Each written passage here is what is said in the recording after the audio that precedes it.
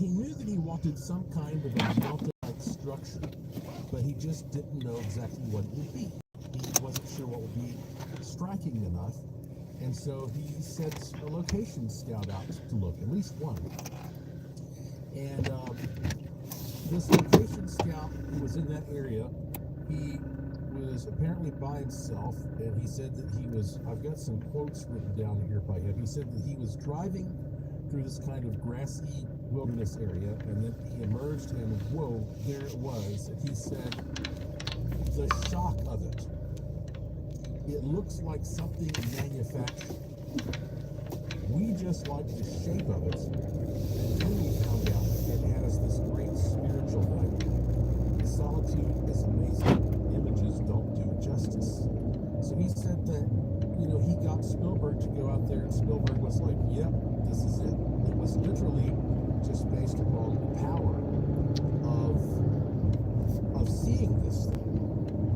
So that obviously, if you're into this sort of thing, that gives you inspiration to want to make the trip and go see Devil's Tower for yourself.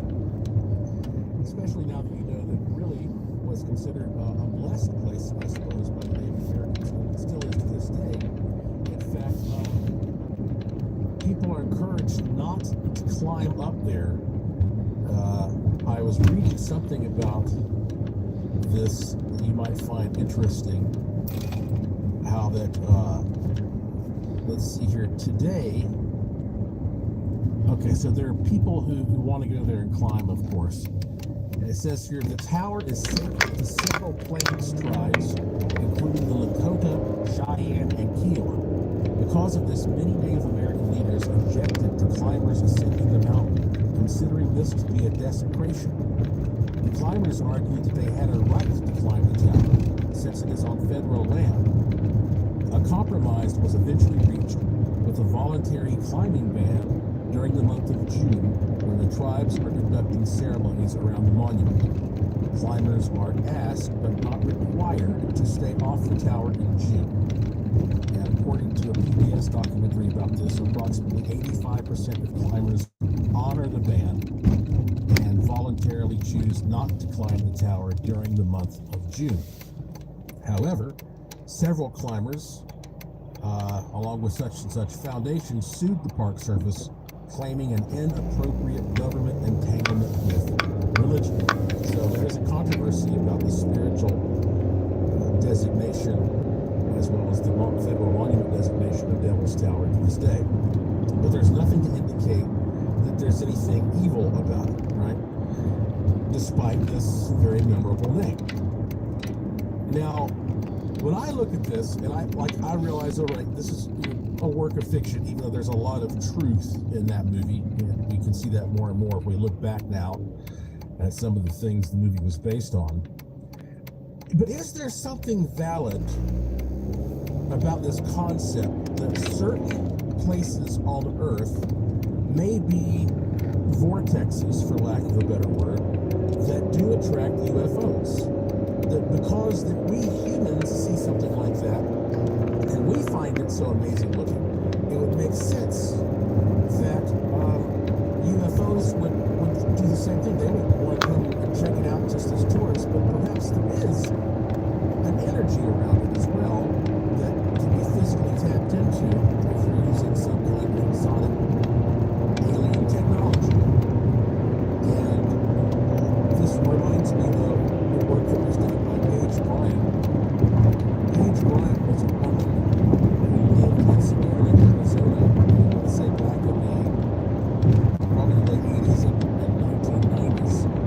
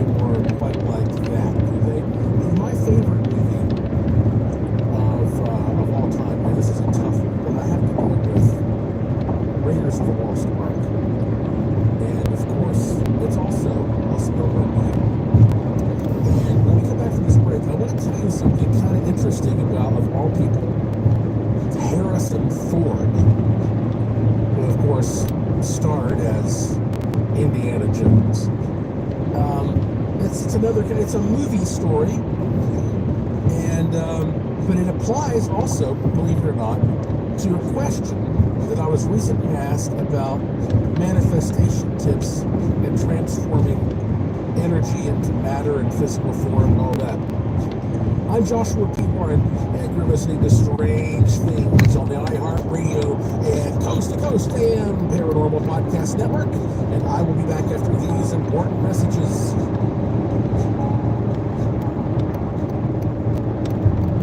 The Art Bell Vault never disappoints. Classic audio at your fingertips. Go now to coasttocoastam.com for full details. You're listening to the iHeartRadio and Coast to Coast AM Paranormal Podcast Network with the best shows that explore the paranormal, supernatural, and the unexplained. You can enjoy all shows on the iHeartRadio app, Apple Podcasts, or wherever you find your favorite podcasts. High Five Casino is a social casino with real prizes and big Vegas hits at highfivecasino.com. Vegas and all places go straight to your bank account. Hundreds of exclusive games, great daily rewards, and activate free points on every contest. Highfivecasino.com.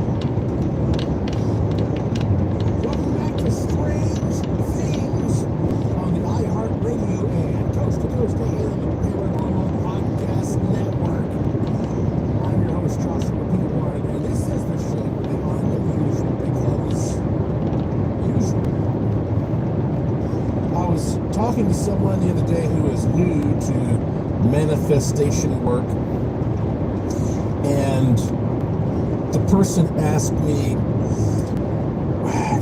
when you are trying to come up with what you want to manifest, to materialize magically in your life, how specific should you be? Should you be so specific that you break it right down to every little grainy detail, or can you just put a few words? And this is a very good question, and it comes up a lot. And let me just say, it reminds me of, I guess, an experience that Lauren and I had on Sunday, October the 14th of 2018, around 12:45 p.m. How's that for specific? We were in Hollywood, in California, the real Hollywood, and I believe that this was like the day after I'd done an event there. I'm not 100% sure. I think that was the time of the trip. Might have even been a wishing machine workshop. I didn't go back and check the dates, but there was this movie that had just come out, I believe produced by Steven Spielberg, called First Man, starring Ryan Gosling, and it was about Neil Armstrong's journey to be the first man to walk on the moon. And I had thought, well, while we were in Hollywood, why don't we go watch it on a big, impressive screen? Because I imagine these would be some epic shots. And so we went to what they call the TCL Chinese Theater. That's what they call it now. It was originally Grauman's Chinese Theater, and it was renamed Mann's Chinese Theater in 1973, and then reverted to its original name in 2001. And then in 2013, a Chinese electronics manufacturer, TCL Corporation, purchased the naming rights, and so now it's the TCL Chinese Theater. And it was originally built in 1922, or opened that year, and it was following the success of Grauman's Egyptian Theater. So they were looking at these kind of exotic styles. But anyway, look, this place has an amazing history. It's teamed up with IMAX now. I mean, a lot of the biggest movies ever debuted there, including Star Wars in 1977. There have been a lot of big private events there, 3 Academy Award ceremonies. So it just seemed like a really cool place to go and watch this epic film. And so we arrived, I don't know, maybe like an hour before showtime, and we were in the lobby, and there weren't very many people around, and there was a bar, so we decided to have a drink before we went in to watch the movie.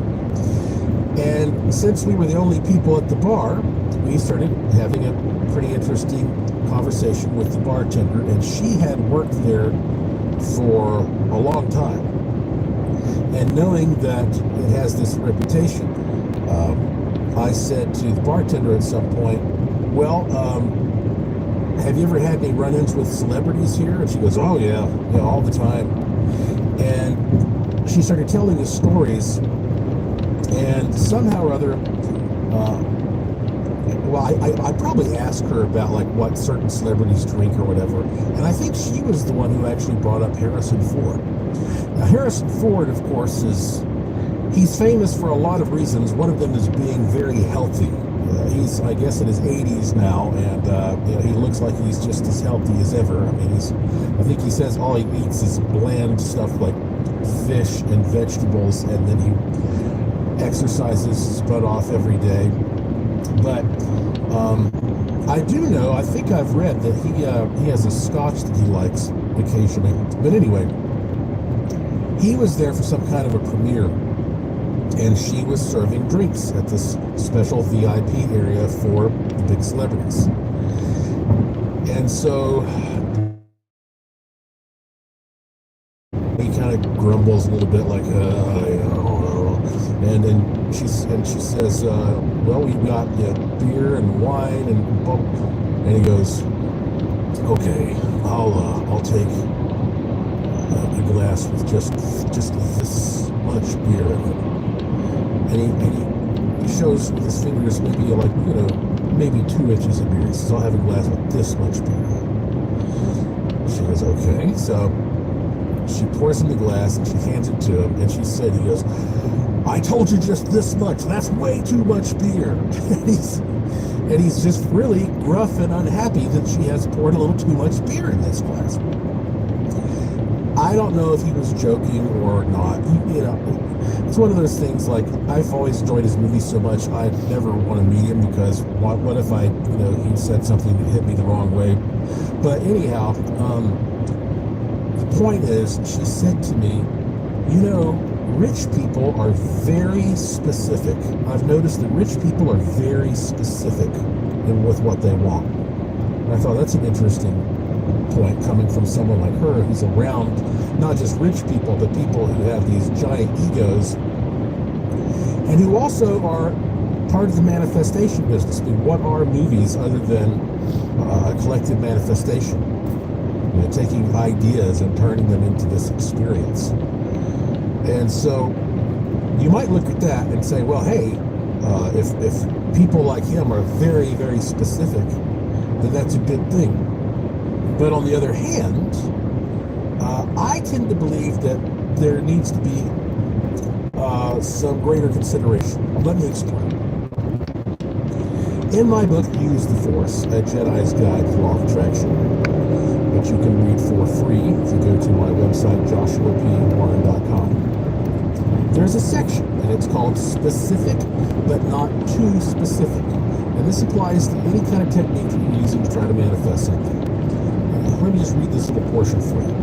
I have stressed the importance of being specific in your wishes. However, in some cases, you can be so specific that your wish will not come true, most especially when other living beings, particularly people, are involved. Human energy is extremely complex, and interfering with another's life path can have unforeseen consequences. You should therefore avoid trying to attract a particular person. For example, if you would like an ideal mate, then wish for, quote, your ideal mate. Do not, however, wish for a certain individual. You may think someone in particular is perfect for you, but you are not omniscient.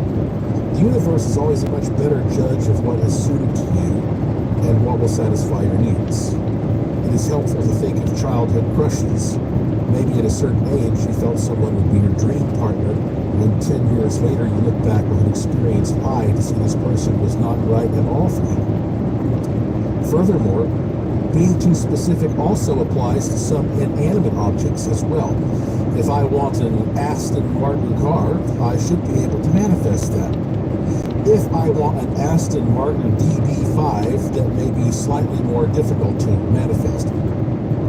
But if I want the Aston Martin DB5 that Sean Connery actually drove in the movie Goldfinger, this may be such an impossible goal that it is not worth my time to envision. So always think about getting the most bang for your buck, so to speak.